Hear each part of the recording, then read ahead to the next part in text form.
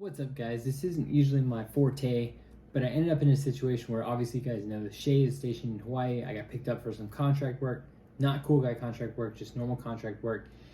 They would reimburse me for some boots, went down some rabbit holes, ended up hearing about Garmont, and ended up with all three of their boots. So, long story short, reached out to their customer service. Garmont is an Italian boot brand, and so when I first got their first boots in, I was kind of surprised that they weren't made in Italy. So I reached out to customer service, confirmed that these boots were not made in Italy, and here we are. Long story short, a lot of the reviews I found stated that their 670 boots were really great in the field and just all around boots. So I went ahead and picked them up. From there, I heard about the Bifida, B-I-F-I-D-A boots. Got a great deal on them, picked them up, and then the Falcons came out on the US Patriot site, which I believe is the only place they sell those. They were on sale, so I picked them up also. So I'm talking to Garmont now at this point. Told them I have all three. Told them I have a small channel. They asked if I'd done reviews. I hadn't had all three, so I figured I'd toss this out there real quick and hope this helps someone else out there. So here we have the Falcons, the 670s, and the Bifidas. All three boots, Italian brand, not made in Italy. Now, their Anthems are coming out right now. They're actually US made boot by Garmont, which I'm actually really looking forward to. I'm a Rocky S2V type of guy. I do appreciate a US made boot.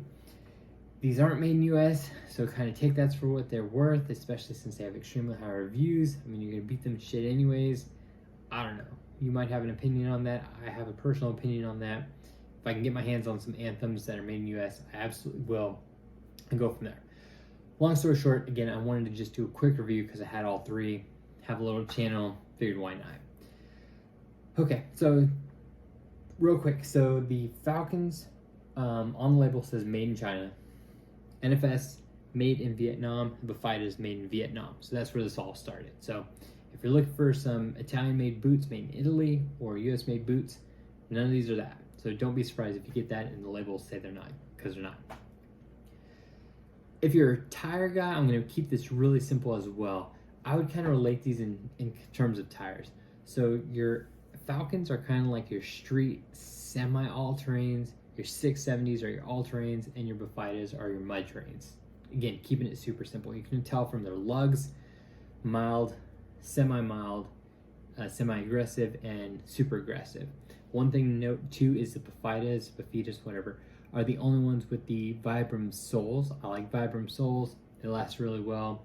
And again, it's the only thing I want to note from there. Interior wise, the interior soles, I guess you would call it, the 670s are the only ones that have a trademarked Ortholite, Ultralight Garment sole inside of them. This one has some no name, I don't know what's in there, and then this one has a Garment sole as well, so insole. So if you want to do your own insoles, that's kind of what they come with. From there, really quick, one thing I have noticed is these are the most lightweight. These are also the most comfortable. Now, I don't know if I would take these out to the field. I'm sure they do great. Do awesome on a ruck, that sort of thing. They are a very pretty boot, I guess if you'd call it that. I love the sole. That's kind of cool. I hate this big ass logo and whatever they're doing right here. I don't know what's going on with that, especially when you're wearing it. It's very prominent. I don't like gaudy stuff, so that's my only biggest complaint with this boot. If this wasn't here and this wasn't here, I'd probably like this a lot more, so I'm a little biased towards my dislike towards this boot. It's extremely comfortable. The tread design is semi-rugged, and again, I'm sure do great on a ruck and stuff like that, but I hate the design of it. It does have the most padding on the interior. It's the newest one. It does have a loop on the back, which helps you put it on, but it's kind of just a bit too gaudy, and I think that steered me away from it a little bit. Now, the 670 looks like a good boot. All of these are AFI, Air Force, and Army compliant, just if you're curious and you need to wear a uniform. Now, I did do a ruck in these today just to kind of test them out because I like to field test stuff. And I ran in these with a 40-pound ruck, lightweight. I just wanted to kind of break them in and see how they do for a few miles. and these were extremely comfortable. I wore some darn tough socks in them, that's the name of the brand, with some comfort padding. They did great, no hot spots. I could run in these, extremely comfortable. I was actually really impressed with these, and they lived up to their reviews, so I was really happy with them. These right here, it kind of reminds me of jungle boots. So if you've ever had any like ripple sole jungle boots and stuff like that, where you feel basically a sole and an upper, it doesn't really have like that shoe feeling. That's kind of what you're gonna get from this. I feel like it does breathe really well. I feel like it would drain and dry really quick.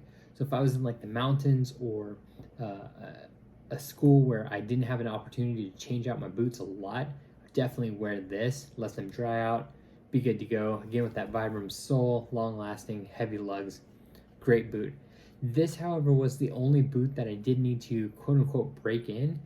Along the lace line right here is basically where there's the heaviest padding, and for whatever reason when I first put it on, it just felt extremely uncomfortable, and so I did have to mess around with like tightening and loosening it to break this in a little bit. But after it broke in, extremely comfortable boot.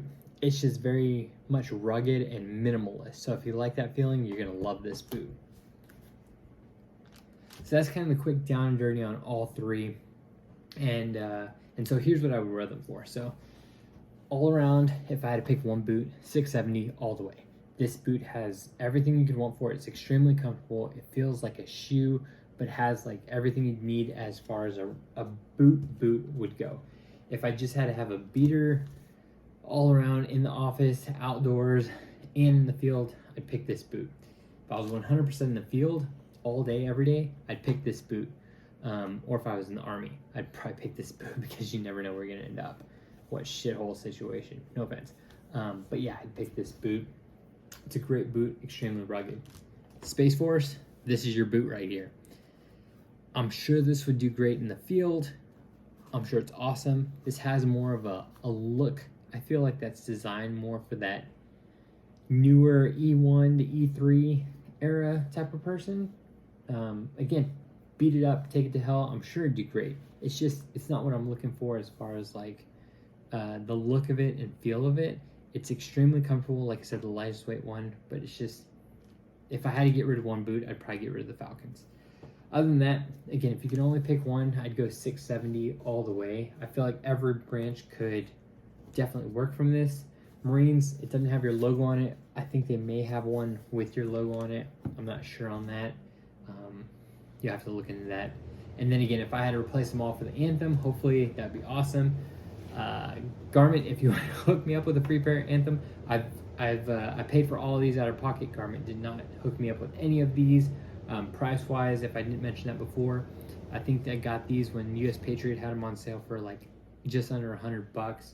These were about 170, and then these I picked up from a guy who tried them on, didn't like them because the size didn't fit, and so I got them for really cheap. That's the only reason I ended up with all three. And kind of went from there. But I think these range about 150, 170. Check your prices, GovX. There's a couple of different sites that have different prices on all of these. But again, you should be able to wear these in most uniforms, except for Marines. I don't think you can wear them without the rat on the side. So other than that, if you got any questions, let me know. I reply to everybody in the comments. I hope this helped out somebody who is in need and curious about all three of their versions. And I'm not trying to be too biased against this. I'm sure this is a great boot. It's just my opinion. Again, take that for what it's worth, especially all of the boots. But again, hope that helps someone else out. If you have any questions, let me know. Hope you have a great weekend. Hope you have a great week. And Garmont, if you watch, I hope you appreciate this. So it is what it is. There you go. I don't know. Like I said, that's all I got. See you on the flip side.